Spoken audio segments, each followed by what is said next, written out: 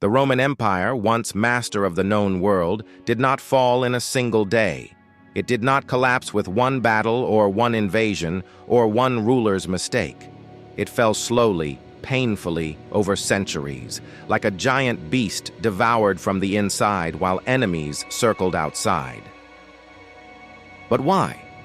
Why did Rome, the empire of roads, aqueducts, and armies, fall? Let's unravel the truth.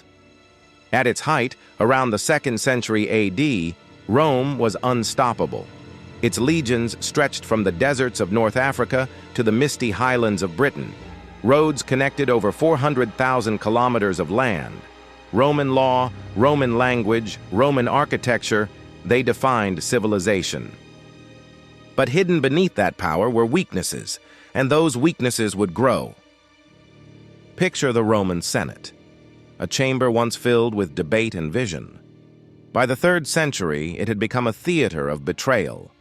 Emperors were not chosen for wisdom, but seized power through bloodshed.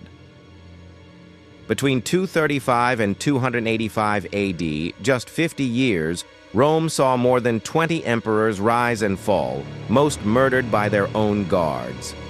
Loyalty was a rare commodity. Soldiers sold the throne to the highest bidder. Imagine an empire where the crown could be bought like cattle in a market. That was Rome. While emperors fought for power, the economy rotted. Heavy taxation crushed farmers. Inflation skyrocketed as emperors minted coins mixed with cheap metals. Gold and silver drained away to pay foreign mercenaries. At Roman markets, a loaf of bread that once cost a single coin now cost hundreds. Ordinary citizens began to lose faith, not just in their economy, but in the empire itself. Rome's army was once its pride, disciplined, loyal, unstoppable. But by the 4th century, cracks appeared. Roman citizens no longer wanted to serve. Instead, the empire hired barbarian mercenaries, Goths, Vandals, Franks, men who fought not for Rome, but for gold. And when Rome could no longer pay, those same mercenaries turned their swords against the empire. Enter the Goths. Driven west by the terrifying Huns, they sought refuge inside Roman borders. At first, they came as refugees, but mistreatment by Roman officials turned them into enemies. In 378 AD, at the Battle of Adrianople, the Goths annihilated the Roman army. An emperor, Valens, was killed on the battlefield. For the first time, Rome realized it could lose. And the losses kept coming. Vandals swept across Spain and into North Africa. The Huns, under the fearsome Attila, raided deep into Europe. And in 410 AD, something unthinkable happened. The city of Rome itself was sacked by the Visigoths. Citizens wept as the eternal city, untouched for 800 years, fell to flames. But Rome's downfall was not just foreign swords. Inside, the empire was splitting apart. In 285 AD, Emperor Diocletian divided the empire into east and west, hoping it would be easier to govern. It worked for the east.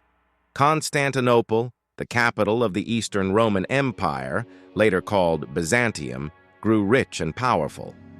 But the Western Empire, Rome, Gaul, Britain, was weaker, poorer, and left to fend for itself. Religion also reshaped the empire. When Christianity spread, it united many, but it also caused conflict. Old Roman traditions faded. The idea of Rome as a godlike eternal power was gone.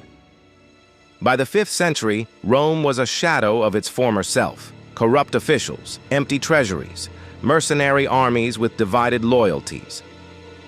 And then came the final blow. In 476 AD, a Germanic chieftain named Odoacer forced the last emperor of the West, Romulus Augustulus, to step down. A boy emperor with a legendary name, but no power. Rome had fallen. Yet here's the twist. Rome did not truly vanish. Its eastern half, The Byzantine Empire survived for another 1,000 years. Roman law shaped modern justice. Roman roads became Europe's highways. Latin evolved into the languages millions speak today. Rome fell, and yet it never truly died. The fall of the Roman Empire wasn't the story of one battle or one bad ruler. It was the slow unraveling of politics, economy, culture, and war. It's a warning written in stone and fire. No empire, no matter how great, is invincible. And perhaps the question we should ask is not just, why did Rome fall, but could the same happen to us?